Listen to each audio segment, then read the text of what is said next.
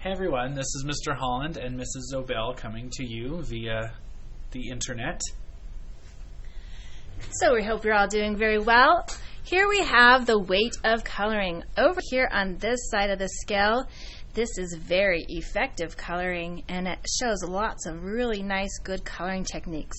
On this side, however, this is not looking so great and it is very ineffective. So let's go ahead and talk about why this is effective and why this is ineffective coloring techniques. To start off, we can see on this circle right here, we have a very ineffective coloring technique. We've gone outside of the lines when we're coloring. We want to make sure that we color inside the lines of the shapes that we have. The reason for this is so that we can communicate to the viewer what shape it is that we're coloring. If we color so fast and color outside the lines, we get confused about what we're looking at.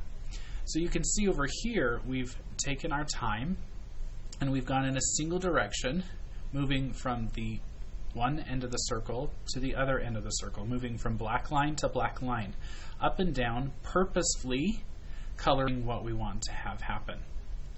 So this becomes inside the line. It's about taking your time and making sure we're not scribbling. We don't want to scribble when we color outside the lines. That doesn't look great. It's ineffective. And then over here, we've got this guy, and you know what? He looks like he's a hairy mess. You know, it's just like we've changed directions, multiple directions, so we want to avoid that. Again, notice all of these examples over here. They're continually going from, like what Mr. Holland said, black, and they're curved lines, but black curved line to black curved line, continually moving slowly and purposefully blending that colored pencil together as we go. The other thing I'm seeing here is I'm seeing white spots, and that is called balding, and we don't want to see those little white spots. The other thing why this is creating texture is we've got some dark red lines and then some lighter red lines. So this is very ineffective, and we're also even going outside the shape, which means you're not expressing what the shape is. So over here we see a lot of those white spaces. Mrs. Zobell talked about it being balding, right? You're not coming down here to the edge. It's also inconsistent. You don't want inconsistencies. You're not showing what's actually happening with the shape. When we have inconsistencies, it adds texture. As we look at it, I think this looks like a hairy ball of yarn, which is not what we were going for. This was supposed to be a nice circle sitting on top. So why does it look like that? We've got all these inconsistencies. Look at this blotchy one. It's diseased. Ew, we don't know. Ew. No, just no. As we get our coloring in there, notice we're again moving slowly and purposefully. It adds texture, which we don't want on this sort of things. Notice this one. This has texture, but texture is purposeful. It is repeated pattern that you've done over and over again, that you've thought about. You're trying to make sure that this looks textured. This was not thought about. This was just done on a whim really fast. Okay, also looking over here out to what makes these really nice as far as good coloring techniques, Mr. Holland said, yeah, we can add texture, which is that repeated pattern. Notice also the different values and layers of color. I see yellows and greens and dark greens. They've kind of come up into these areas with those dark greens so that we can really see that texture. Here, we've gone from violets to red violets to red.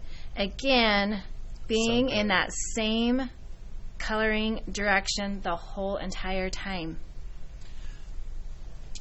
Notice this took our time. We took the time to make this look good. This did not take time. This was rushed through really quickly and didn't look great.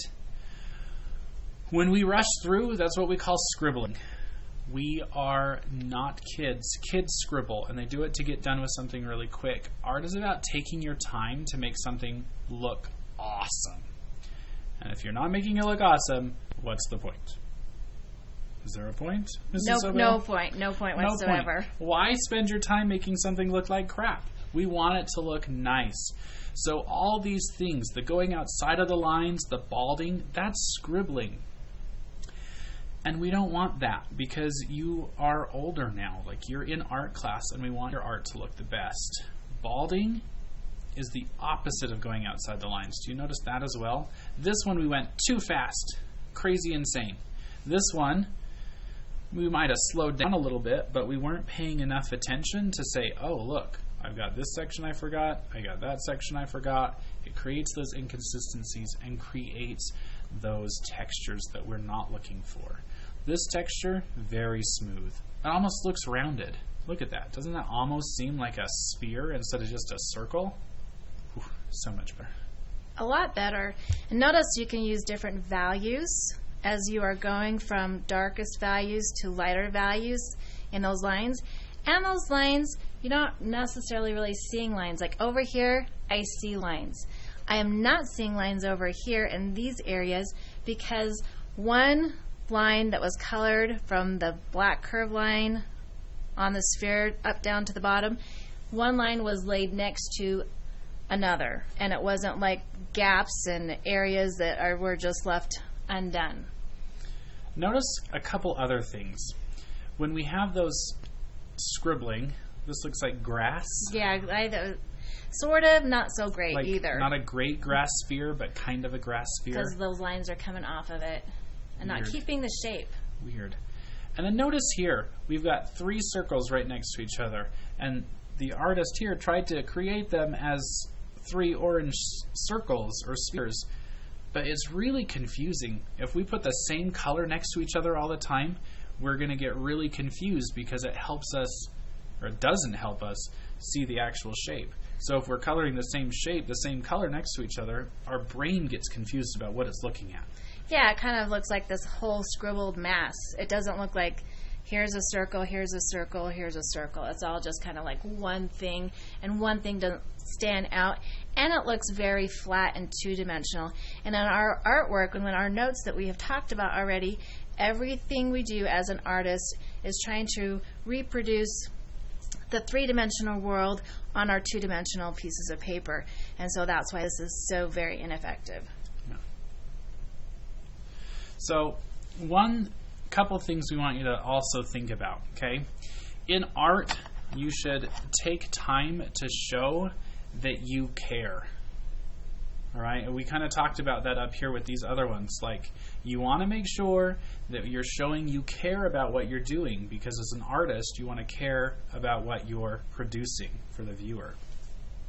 Yeah, and that means, that you're taking time to show more effort, that you're watching to make sure you're going clear up to the black line on these spheres, and that you're laying one thing next to another. You're staying in the same direction.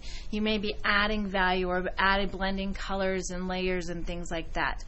You want to make sure that you're taking your time and making things look really nice and effective. Yeah, if you don't take your time, they're what we call careless mistakes. You were careless. You showed that you wanted to hurry and get done, and it proves that you don't really care about your grade. But it's not just about that. It's also about producing good artwork. We want you to feel successful in art class because we believe everyone can make good art. But good art does take time. You have to put some thought process there to make it a nice project.